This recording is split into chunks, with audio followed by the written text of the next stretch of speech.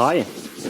Good to be here. Good to see you here. I obviously scared off my co-speaker because, I mean, look at the title. It looks really boring, does it? So I'm not going to speak about the title.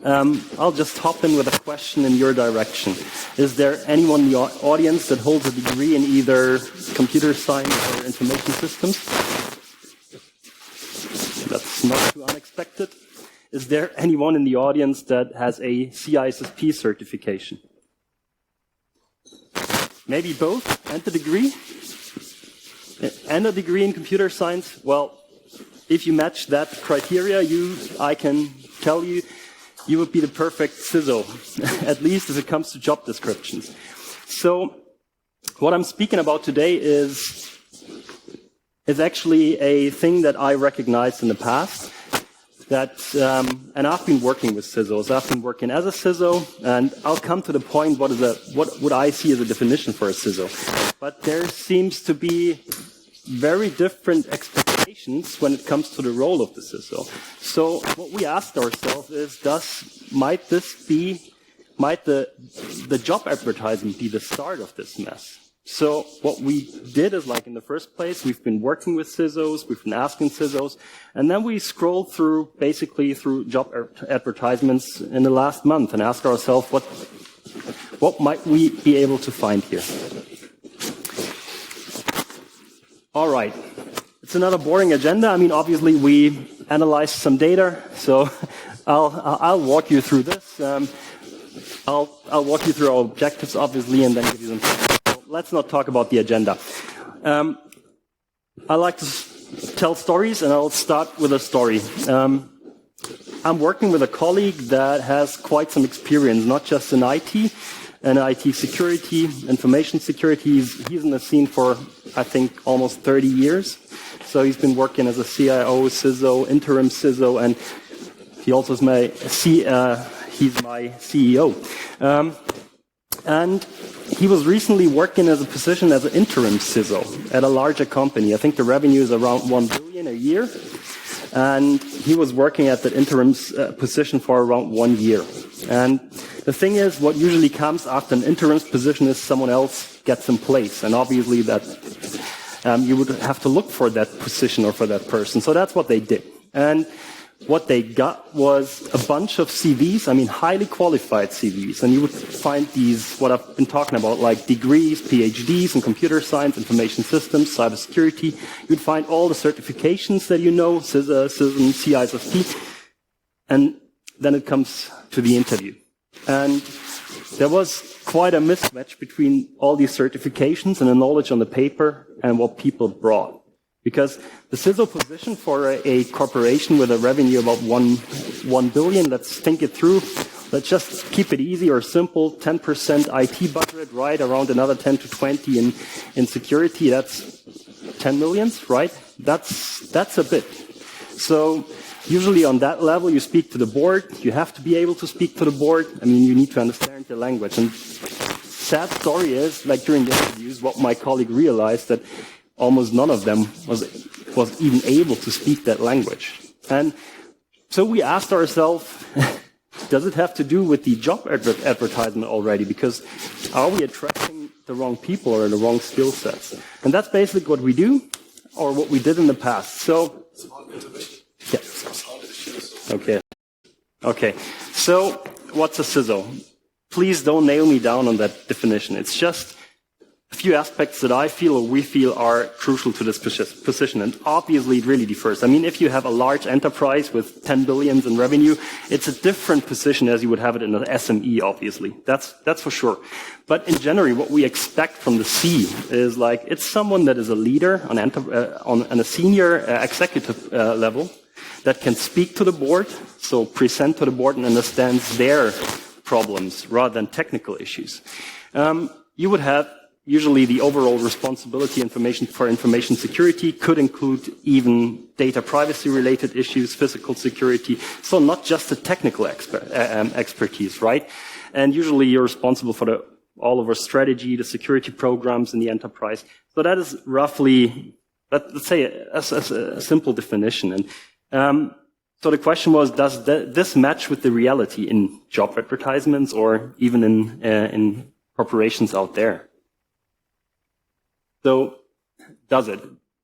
We were curious, and obviously we wanted to not just give some different perspectives on the topic. So we asked ourselves, what are the typical resources that CISOs get according to these advertisements? Because usually you would expect that what's written down there should be part of the reality, right? Or that your future reality if you apply for such a job.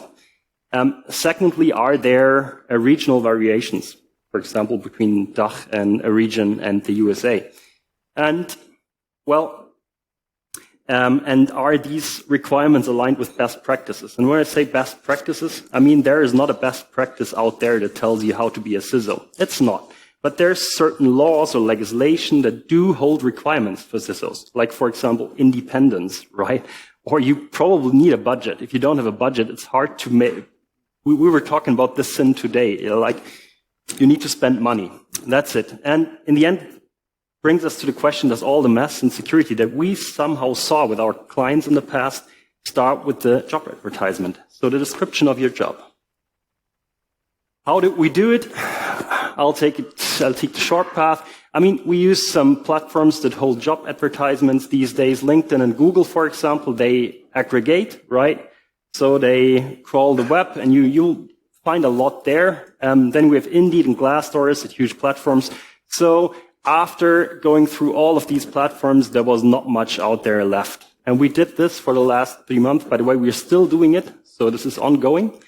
And we found 459 job advertisements in this period. And we had to go through a manual selection, and that for a good reason. I mean, you could obviously automate this. The problem is that there's job advertisements. If you read through them, then you realize they are not looking for a CISO position. So I mean, ISB, I'll talk about that phenomenon in Germany later on. We've been looking for job advertisements that clearly look for a leader that has the overall responsibility, that does not report to someone in the group, rather than having group-level responsibility for information security, does have the budget, and has a C in his name. So, and sometimes quite cryptic. If you read the advertisements and you read through and you realize that's not a CISO. Okay, so we had a manual selection process. Then obviously we were trying to filter what sort of position, industry is, etc. Next step is the analysis part. I'm not going to explain in detail. That's the research part. I mean, building categories, codes, and then it's a qualitative analysis. So we had to understand in an inductive way what are the codes that we're going to use, what's our coding scheme. So we went through every job advertisement, coded it, and then went through the data analysis. And I'm not going to present too much data today, rather than the findings or interesting aspects that we found. So that's our category system. Obviously, we've been interested in the qualification and the requirements. I mean, what do we expect from a CISO these days in terms of what we make public? The roles, the responsibilities, I mean, reporting lines, quite interesting, right? Who do they report to? Team, budget, individual resource. And a small disclaimer here. Obviously, there is job advertisements out there that are not out there, because a lot of recruiting companies would recruit CISOs for large enterprises. Especially in Germany, we find that case very often. And we've been speaking to recruiters as well, but that's the blind spot here. Let's hop in. Okay, so for some of you that have obviously bring the CV for a CISO, you would see you'd better move to the US, because at least from what you expect in terms of salary, you can expect quite some salary as a CISO there. And that is interesting, and I want to start there. I mean, obviously, from data-wise, there is not much to say about the DACH region, because they don't tell too much about the salary. But interestingly enough, if they do, they tell me that, well, after the 125K mark, there is not much coming there. And that is really matches with our reality that we know, and even people that we worked with. And now the question that I would raise is, I mean, that's a C-level person inside your enterprise that's responsible for your all-over security, and you're not willing to pay them well, so question if that would work. On the other hand side, what we found is that a security team that I think is really, really required in a larger enterprise, it's not a one-man show, right? You're sort of the governor, but you need someone that works. I mean, we're talking about IT security, cybersecurity, incident response. We're talking about the compliance aspects. It's not a one-man show. So we rarely found job advertisements that clearly tell you that there is a team. We also found that a budget that even you are a budget holder only was in about 17% of the job advertisements. And that's not good news because, to be fair, if I would apply for a job and I don't see that I get a team and the budget, I would probably not apply. Seriously. And no free coffee. I mean, I would not get up without a coffee. I can tell you there's two positions where you get coffee and vegetables. So if you're interested, I hold the database and these are recent job advertisements. So let me know. All right, Control-C, Control-V. Yeah, that's a huge problem here. I mean, if you go through the advertisements, there's a lot of copy-paste. Not in the sense that they copy the whole job offering, but we also found that one, like same job offer, different company. Well, why does this scare me off? Because the thing is, it's a very individual position and you really need to know what you're looking for. I mean, that's the person you pay to protect your enterprise, right? I mean, that doesn't match with Control-C, Control-V. And it also tells me that some companies, and we found that in the reality as well, don't really know what they're looking for. So it's best guess. It's ChatGPT really, or someone in the HR department. So, hey, can you please just write a job offering for a CISO? So let's just find someone that does this job. Academic background. I mean, for myself, I have a background in computer science, I have an MBA, but yeah, I started in computer science, and that's what they're mostly looking for. I'm not saying this is wrong, totally not. I mean, you need a deeper understanding of security from technical side, and then you need to build on top risk management, compliance. You need to speak to a legal department as well as the CEO, right? As well as the CFO. So we're talking about risk in numbers. Not in actual and technical risk. So, on the other hand side, we find that at least in about a quarter of the offerings, they asking for leadership experience. Yeah. Now the question is, the one thing is hard facts like CISSP, all the certifications. That's what they require, and then the leadership experience seems to come while you're on that track. I don't know if that's the reality. There is no real proof for that. And there's a slight mismatch that we feel here. And soft skills, I mean, that's the part that's often not mentioned. And in some, or at least there seems to be a direction that all these offerings go, and mostly they really concentrate on the technical aspects. Let's talk about the independence. That's really made me curious, and I wasn't aware of that. I mean, we've seen that in reality that people do not directly report to the board, but it seems like this problem is bigger than expected because honestly, and that's the same thing, and if I see a job advertisement as a CISO and they tell me to report to the CIO, I can immediately tell you that I would not apply because you're not independent, right? Do you want to make the rules for someone that pays your salary? I mean, that doesn't make sense. And that is a conflict, and I would say usually you would avoid that in regulated sectors like financial services. You have a 3 layers of defense principle, but obviously there's a lot of organizations that still think it's a good idea to do it that way, and that would scare me off, to be honest. And then are we looking really for a CISO? That's the same question. If someone does not report to the board, or really in an indirect manner, then the question is how much power do you have? And that, if you bring that together with what we've already seen, maybe you don't have a budget even. I mean, what are you expected to do there? How are you going to improve the security posture of a company without budget, without a team, and lack of authority? Well, let's talk about the German ISB phenomenon. That's interesting because especially in the DACH region, especially in Germany, we found, even though we've been looking for the CISO, we obviously found, and that's the algorithm behind it, a lot of offerings for the ISB or the ISO, so the Information Security Officer, in German, the Informationssicherheitsbeauftragter, which is obviously not what you typically expect to be a CISO rather than an administrative position. There's variances in that position, obviously, but it's like somewhere in the leaves of the tree in terms of the organizational chart. Usually, you don't have a direct budget in a lot of cases. And I'm not going to talk about this particular position because it's a different story. But we find that often in Germany, and that's interesting, that we didn't find too much CISO positions rather than ISP positions. And it's a whole different mandate, in my opinion. So, yeah, who needs a team if you have a CISSP? That's in a nutshell. So, if you bring a CISSP, you get the job, but you don't get a team necessarily. And obviously, there's a massive gap in between the level of detail and the description between DACH region and the USA. So, whilst they seem to reporting to the CIO quite often, they do have quite precise understanding of what a CISO needs. So if you have a look on the German side, and all these job advertisements are like, I mean, I could easily ChatGPT that. That would be even better sometimes. Or I could just use any best practice and write like, what do I expect from an information security management system, and that's it.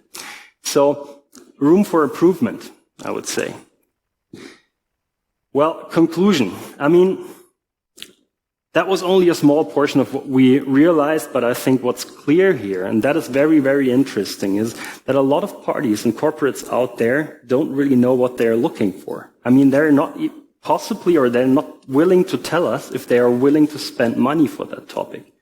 And we've been talking about a lot of technical issues today, and I mean, very interesting ones, and I think you need money in your organization to tackle them. And the money usually resides with the CISO, or should, and so should the responsibility. And that's something we don't clearly see in these job advertisements. And obviously, that's not the full reality, but it's one portion of it, right? And that's where it starts, and that's what got us curious. And here, obviously, is the disclaimer. I mean, it's job advertisements. The reality might be different, but I would say we have room for improvement here, because there's people out there that think about working in as a CISO, that want to go on that career path. And I think, well, it would be just fair for them to get a professional job offer, like that explains what is really required. Whilst our finding was that what you see there is either pretty generic, or is like, I want to have it all. I mean, I want to have the person that speaks with the CFO, the CEO, that knows their language, is probably well prepared in terms of leadership for the last 10 years, has experience in financial risk management, does hold a CISSP, is a pen tester, does have a CISO, was in an audit situation for the last 10 years. Really, that's what you also get. So you're asking for either a lot or nothing. And I don't think that's a good starting point for anyone that wants to become a CISO, because there's a mismatch in the expectation of the applicants and what the enterprise actually wants. And that will lead to a situation where both will not feel comfortable. So that's it for today. I hope I could give you a good idea of what we did there, and I'm happy to answer your question. And thanks for having me here.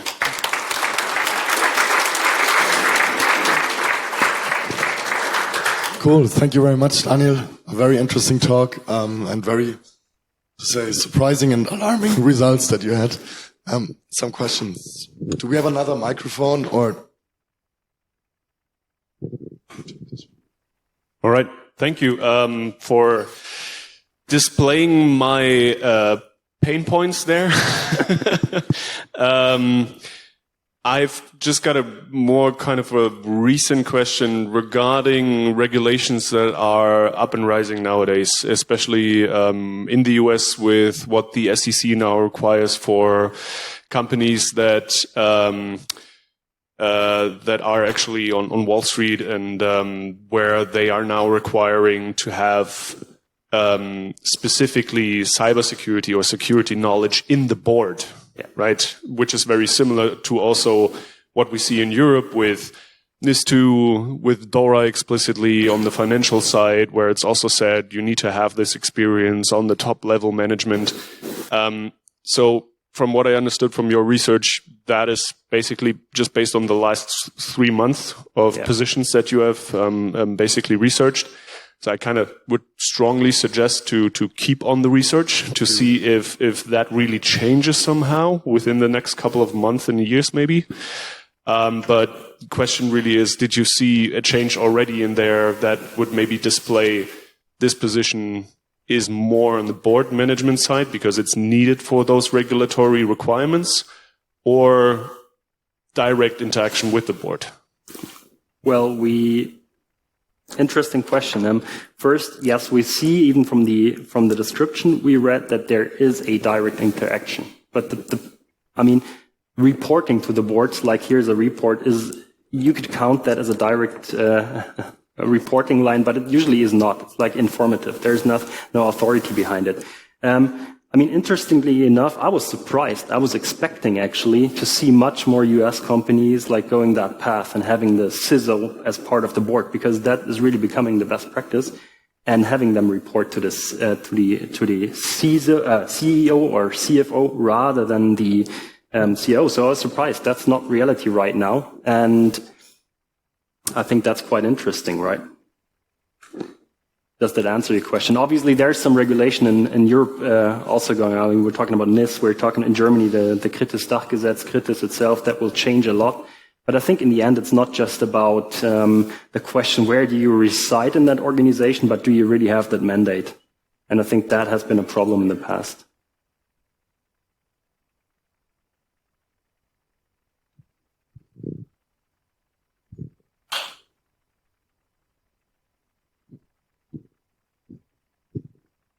Hi there. So first, thank you so much for the content. It was very, very helpful. I would like to hear your opinion regarding, CISO and cybersecurity scarcity of talent. At your own opinion, how do we solve that in the next 5-10 years? As far there's a high demand, like you mentioned, but there's no people ready.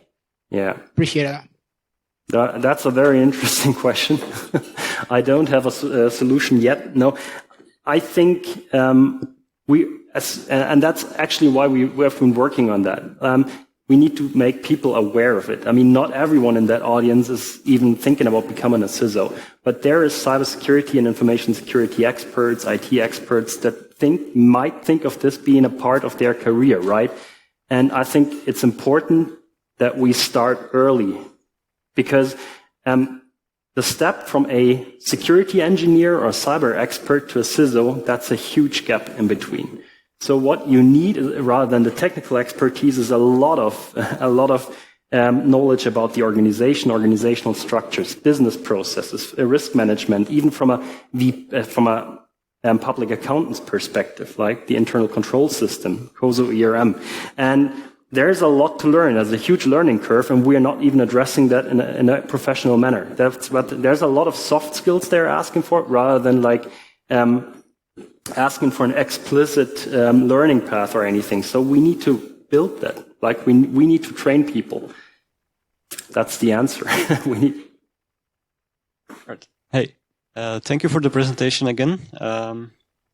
Actually, last week I think I've read post on LinkedIn from someone from US was talking about that most of the CISOs has a background in auditing or risk management, but they see a kind of shift that companies are starting to look for someone also with more technical background.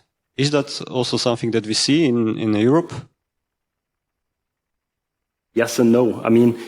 Yes, obviously there's good reason to hire someone that has a background as a public accountant, for example, because usually you know the weak spots from a compliance perspective, and I understand that. But I don't see a clear shift. I rather see that job advertisements are looking for the technical experts rather than the auditors or accountants.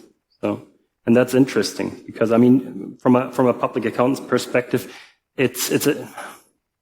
don't get me wrong here. It's doing a checklist, right? We had that today. And being a CISO is like creating a resilient organization in terms of cybersecurity. It's not having that checklist completed and being compliant. It's only one part of it. So we really need to bring that together, I think. Thank you very much for your talk. I was late, so I might have missed one thing. Have you analyzed what size the companies were who were looking for CISOs? And second, was it the first hire, or follow up higher on this position, because it makes for me a difference. I, for example, was the CISO for a small to medium company, and then company has 200 employees. A CISO is already the important role, no doubt. The mandate is the second important thing. But as a CISO, you have then the full-blown area of activities, not responsibilities, but activities. So getting back to the question from the analysis, how about the size of the companies and first hire or the second hire or the third hire? Yeah, that's a weak spot. I mean, as I already mentioned, the research is still ongoing, and we are doing that in the background right now for the job advertisements that we went through, because it's sort of, we're in the middle of our research, so I don't have a precise answer. I know that there is a correlation already between the industry and the size, and we're talking about the revenue, because the number of employees is hard to get from an OSINT perspective here. So yes and no. I mean, we realize that there is definitely some job offerings where I know that for good reason there is no full-blown security team. Whilst and the second question, first or second hiring, hard to judge. I mean, we could only find out if we give them a call. Maybe that's the next step. And by the way, one of the next steps that we are going to do is like really speak with the CISOs on the other end, and also with the CEOs and maybe the HR departments that bring out the job offerings.